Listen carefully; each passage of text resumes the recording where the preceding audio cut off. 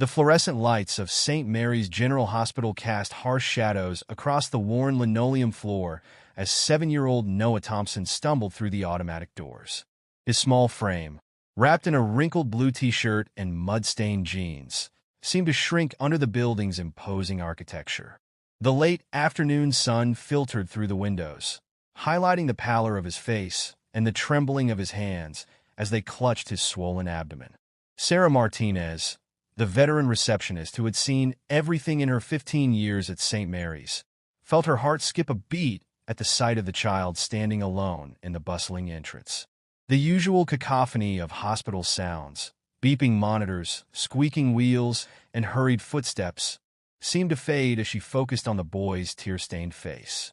"Sweetheart," she called out, her voice gentle but steady. "Where are your parents?" Her fingers hovered over the phone, ready to call security or child services. Noah's voice came out as a hoarse whisper, barely audible over the ambient noise. "My stomach, it really hurts." His green eyes, usually bright and curious according to those who knew him, were dulled by pain and fear. "Please, I need help." Head nurse Rachel Wilson, a tall woman with silver-streaked hair and kind eyes, happened to be passing through the lobby. Her decades of experience told her something was seriously wrong before she even reached the boy.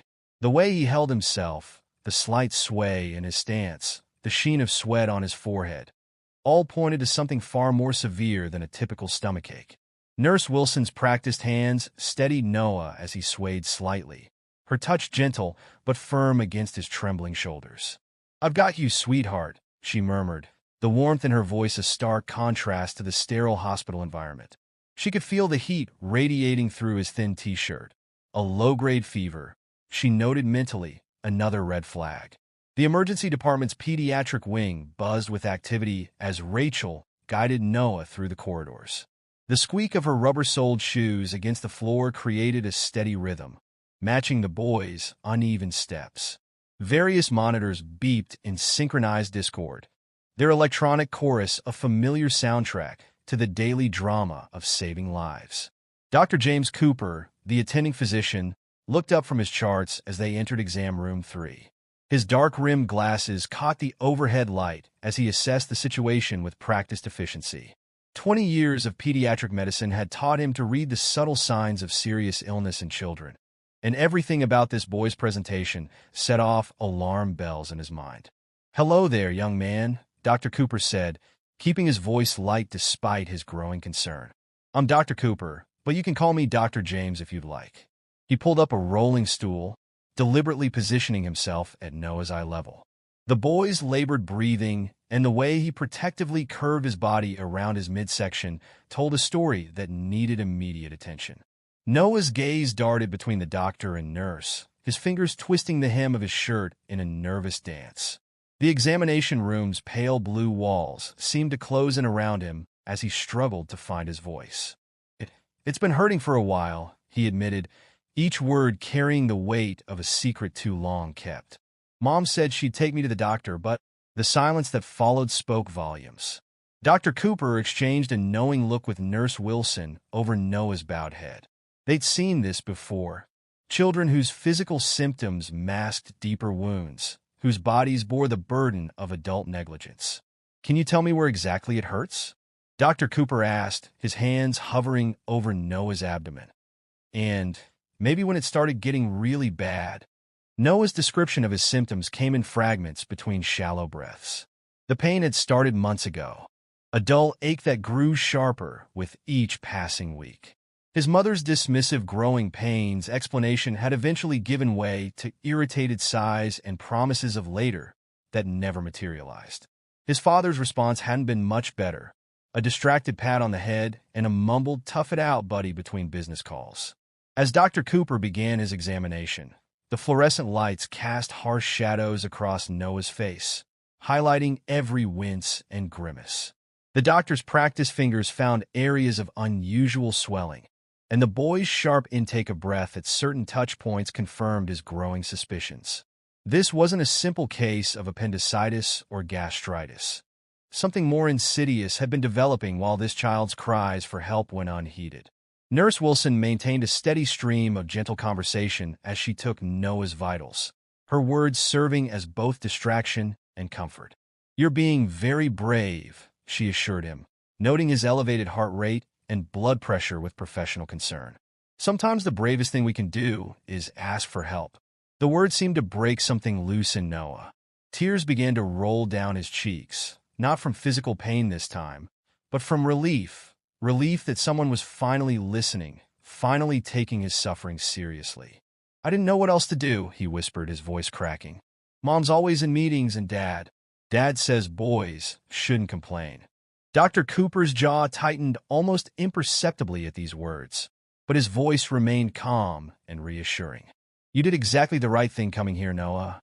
We're going to figure out what's causing this pain, and we're going to help you feel better." He turned to Nurse Wilson, his expression conveying the urgency that his tone carefully concealed. "Let's get a full panel of blood work and an abdominal CT scan. And page Dr. Chun in pediatric oncology. I want her opinion on these findings." As the machinery of modern medicine began to whir into action around him, Noah felt something he hadn't experienced in months: hope. The constant knot of fear in his chest began to loosen, replaced by exhaustion as the adrenaline that had carried him through the hospital doors finally began to ebb. Social worker Jessica Martinez received the call just as she was preparing to end her shift. One look at the preliminary report had her reaching for her coat instead of her car keys. The details painted a picture she'd seen too many times before: a child forced to advocate for himself in a world of distracted adults, a medical crisis that might have been prevented with earlier intervention. As she made her way to Noah's room, Jessica's mind was already cataloging resources and strategies. The immediate medical crisis would need to be addressed, but the underlying issues of neglect and emotional abandonment would require a different kind of healing. The echoing corridors of St. Mary's carried the weight of countless similar stories, each one a testament to both human frailty and resilience. The sun had begun its descent behind the city skyline, painting the hospital windows in shades of amber and gold. In room 304 of the pediatric wing, Noah Thompson lay curled on his side, finally resting under the watchful eyes of the hospital staff. The machines monitoring his vital signs created a steady electronic lullaby, a rhythmic assurance that he was no longer alone in his struggle. Outside his room, a team of medical professionals huddled around his preliminary test results, their faces grave as they discussed treatment options and legal obligations. The story of the boy who walked himself to the hospital was already spreading through the staff, a reminder of why they had chosen this demanding profession in the first place. In the administrative offices, phones began to ring as attempts to reach Noah's parents continued. Each unanswered call and dismissive response added another layer to the unfolding. No de dama. The hospital's legal department was already preparing documentation, knowing that this case would likely require more than just medical intervention. The night shift began to arrive, receiving detailed handoffs about their new patient. Each nurse and doctor who heard Noah's story felt a personal investment in his care, determined that this brave little boy would receive not just medical treatment, but the attention and compassion he so desperately needed. As the hospital settled into its nighttime routine, the events set in motion by one child's desperate act continued to ripple outward. No one who encountered Noah that day could have predicted how his simple plea for help would ultimately transform not just his own life, but the lives of everyone around him. The real story was just beginning to unfold, as the machinery of both medicine and justice ground into action, sparked by the courage of a 7-year-old boy who refused to suffer in silence any longer. The machinery of both medicine and justice had begun its inexorable motion, but the true catalyst for change lay in the quiet moments that followed. As the night deepened, the fluorescent-lit corridors of St. Mary's became a stage for a drama that would reshape not just one family, but an entire community's understanding of parental responsibility and childhood neglect. In the early hours of the morning, Emma Carter, the night shift nurse, noticed Noah stirring restlessly in his sleep. His small fingers clutched at the hospital blanket, his face contorting with discomfort even in slumber. The monitors cast a soft blue glow across his features, their steady beeping a mechanical lullaby in the quiet room. "It's getting worse," Dr. Cooper muttered, reviewing the latest test results in the dimly lit nurse's station. The images from Noah's CT scan revealed what they'd feared: a rare form of abdominal lymphangioma, its tendrils spreading through his small body like an invasive vine. The condition, treatable if caught early, had been allowed to progress to a dangerous degree through months of parental inattention. Jessica Martinez, the social worker, had spent hours trying to reach Noah's parents. When she finally got through to Rebecca Thompson, Noah's mother, the conversation left her hands shaking with barely suppressed anger. "I'm in the middle of preparing for a crucial merger," Rebecca had snapped, the sound of papers shuffling in the background. "Can't this wait until morning?" The hospital security cameras captured Rebecca's arrival at 3:47 a.m., her designer heels clicking against the linoleum floor, her perfectly pressed suit a stark contrast to the rumpled scrubs of the night staff. She carried herself with the rigid posture of someone used to commanding rooms, but her authority faltered at the sight of her son's small form in the hospital bed. Noah's father, Michael Thompson, arrived shortly after dawn, his tie loosened and his usually immaculate appearance showing signs of strain. The weight of his neglect seemed to hit him as Dr. Cooper methodically explained the severity of their son's condition, each medical term another indictment of their failure to notice, to act, to care. "The lymphangioma has developed extensive vascular connections," Dr. Cooper explained, his voice steady but stern. "We're looking at immediate surgical intervention followed by a prolonged course of treatment." He paused, letting the gravity of the situation sink in.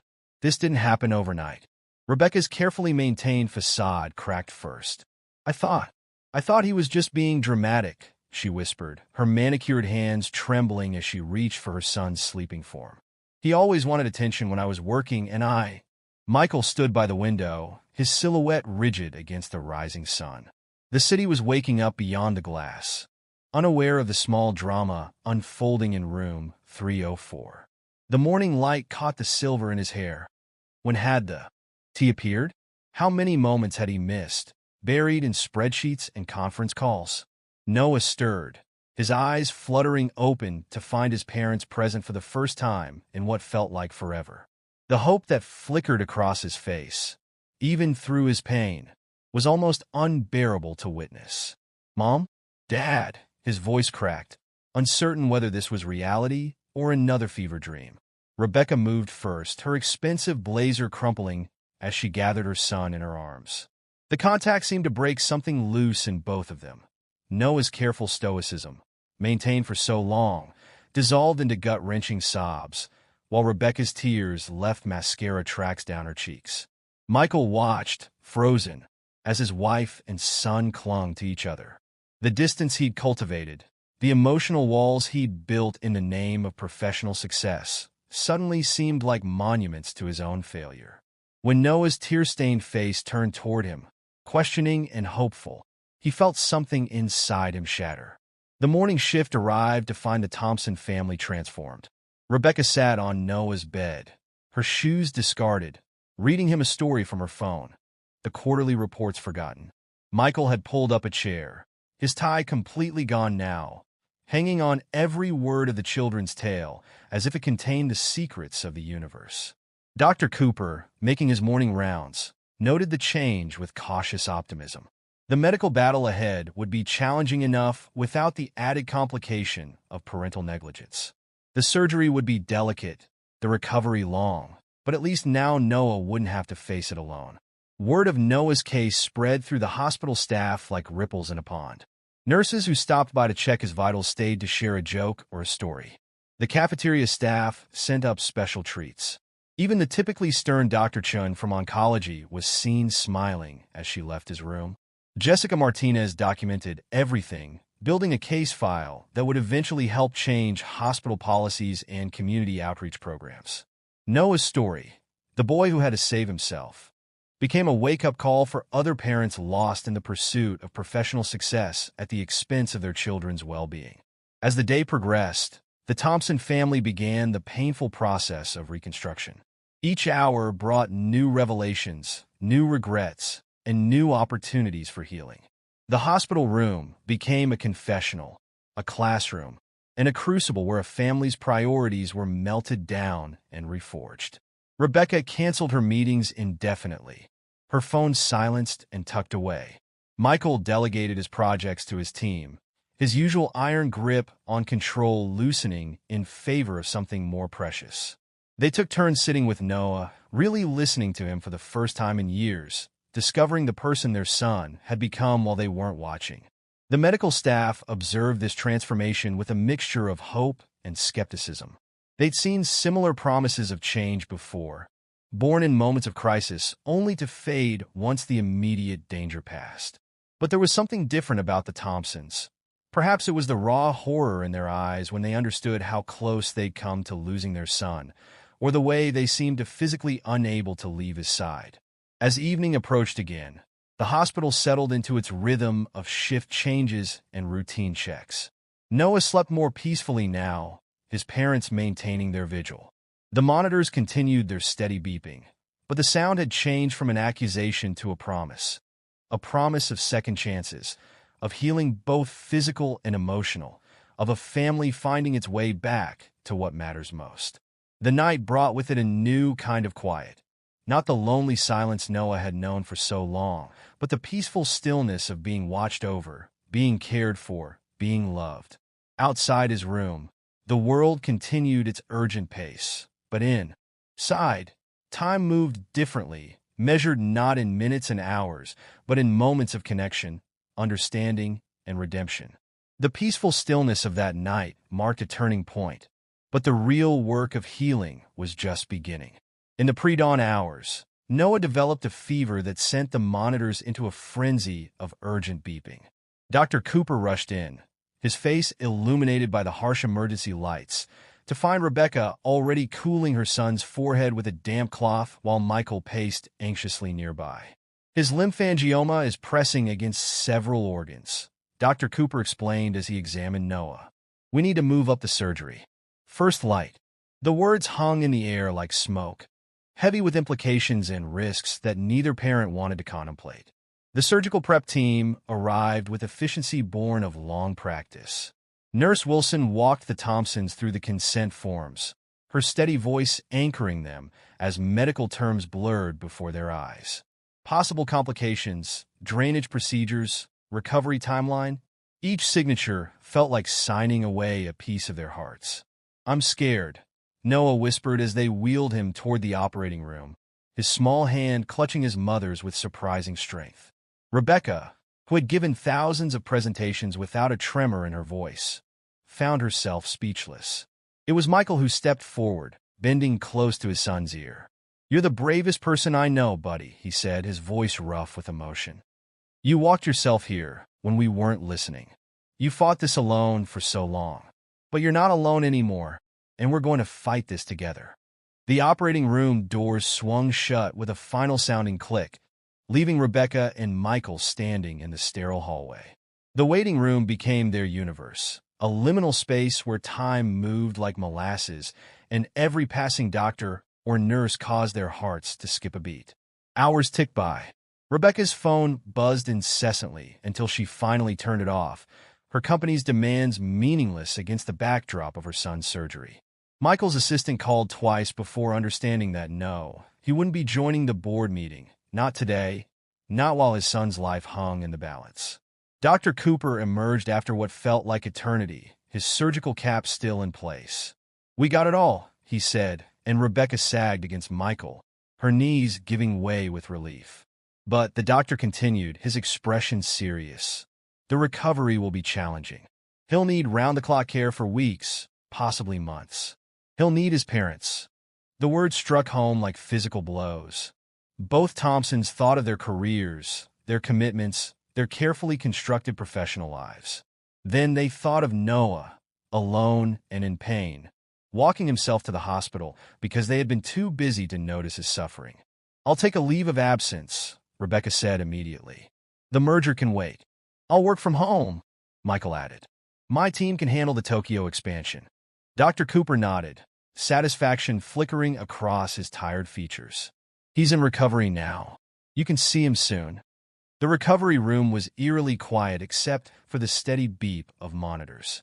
Noah looked impossibly small among the tubes and bandages, but his color was better, his breathing steady. Rebecca took up position on one side of his bed, Michael on the other, creating a protective circle around their son. As the anesthesia wore off, Noah's first fuzzy awareness was of warmth, his mother's hand in his father's palm resting gently on his shoulder. For the first time in longer than he could remember, he wasn't alone. The days that followed brought their own challenges. Physical therapy sessions left Noah exhausted and sometimes tearful. The pain medication made him nauseated, and the drainage tubes were uncomfortable. But unlike before, every whimper was heard, every discomfort addressed. Rebecca set up a makeshift office in Noah's hospital room, taking calls only during his naps and working on her laptop with one eye always on her son. Michael rearranged his entire schedule around Noah's treatment plan, becoming an expert at one-handed typing while helping his son with breathing exercises. The hospital staff watched this transformation with growing optimism. The Thompsons' devotion to their son's recovery became legendary among the pediatric ward. Other parents, seeing Rebecca reading stories for hours or Michael patiently helping Noah take his first post-surgery steps, began to examine their own priorities. Jessica Martinez documented the family's progress in detailed reports. The case was becoming a touchstone for the hospital's family advocacy program, an example of how crisis could catalyze genuine change. She watched as the Thompsons relearned how to be parents, how to listen, how to put family before work. Noah's room gradually accumulated the trappings of a long-term stay, colorful drawings from his classmates, a soft blanket from home, a tablet loaded with his favorite games. But more importantly, it accumulated memories of healing, not just physical, but emotional. Every painful procedure was cushioned by his parents' presence. Every small victory celebrated together. As Noah grew stronger, the family's conversations deepened.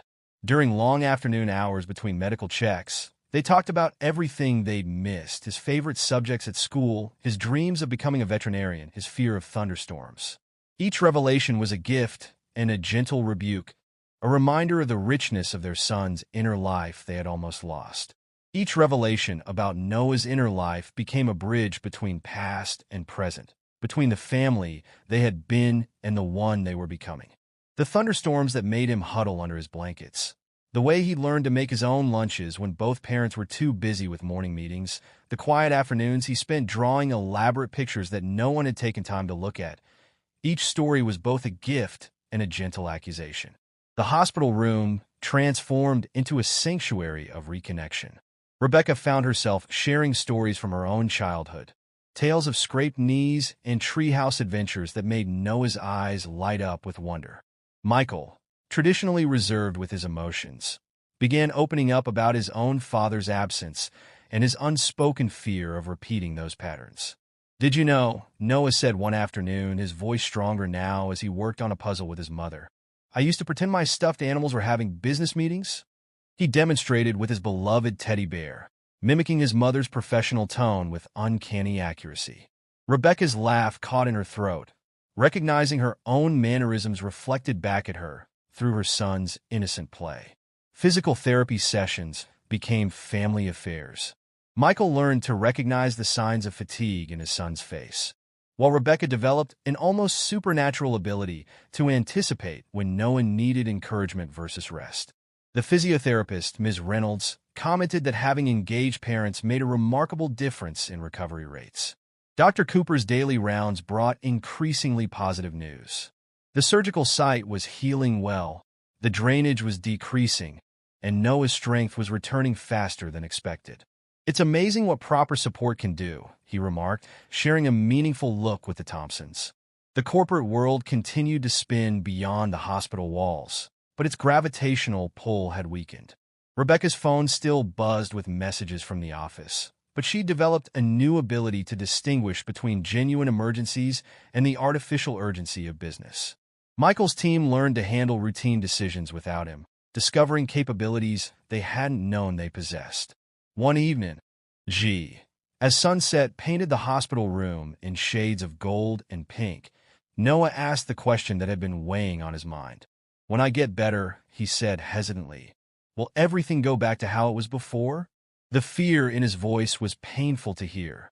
Fear of returning to the loneliness, the unheard pleas for attention, the silent dinners with only his stuffed animals for company. Rebecca and Michael exchanged glances, a whole conversation passing between them without words. It was Michael who spoke first, moving to sit on the edge of Noah's bed. "No, buddy," he said firmly. "Some things are going to change permanently. We've learned too much to go back." Rebecca joined them, careful of the 4 lines and monitoring equipment. "We've missed so much," she admitted, running her fingers through Noah's hair. "But we're not going to miss any more. I promise." The promise hung in the air, weighted with intention and the understanding of how close they'd come to irreparable loss. Noah studied their faces with the solemn wisdom of a child who had learned too early not to take words at face value. But something he saw there must have convinced him, because he relaxed into their embrace, allowing himself to believe in this new reality. Late that night, after Noah had drifted off to sleep, Rebecca and Michael sat in the dim light of the hospital room, planning. They discussed practical changes, flexible work hours, home offices, shared calendars marked with school events and doctor appointments.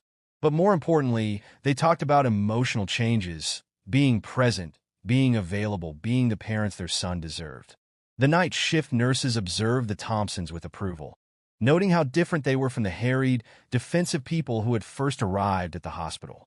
The transformation wasn't just in their behavior, but in their entire demeanor, the way they moved, spoke, and interacted with each other and their son. Word of Noah's case spread through the hospital's parent support groups.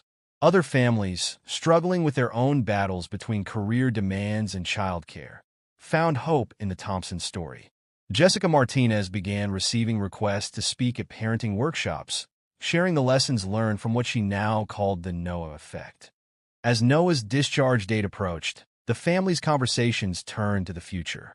They discussed redecorating his room at home, planning family dinners, and establishing new routines that put connection before convenience. Each plan was a promise, each detail a brick in the foundation of their rebuilt family structure.